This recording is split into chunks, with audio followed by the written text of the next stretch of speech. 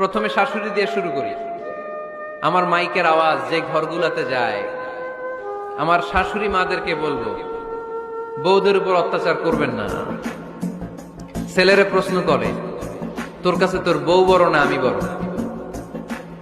আছে না নাই? এটা একটা প্রশ্ন হইল। তোর বউ বড় না আমি বড়? দুইজনেই বড়। তো এক ছেলে সুন্দর উত্তর দিছে, আমার কাছে ভালো লাগছে উত্তরটা শুনে। এক মা প্রশ্ন করছে, তোর এতদিন আমি লালন পালন করে বড় করলাম, জীবন যৌবন তোর জন্য শেষ করলাম, আজকে বউ পাইয়া বউ তোর আপন হয়ে গেল?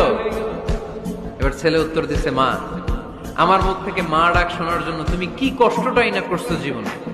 10 মাস আমারে পেটে ধারণ করলা, খাইতে পারো নাই, বমি করছো, খালি ওষুধ খাইছো, তোমার পেট কেটে আমারে বের করা হয়েছে, 2 বছর আমারে দুধ খাওয়াইছো, পেশাব পায়খানা পরিষ্কার করেছো, বয়স যখন 3-4 তখন তোমার আমি মা ডাকছি। এই মা ডাকটা শোনার জন্য তুমি এত কষ্ট করছো, আর আরেকবারের মাইয়া এই ঘরে আইসাই তোমার মা ডাকা শুরু করছে। যেই মেয়েটা তোমারে মা ডাকে সে আমার আপন হবে না কেন মা?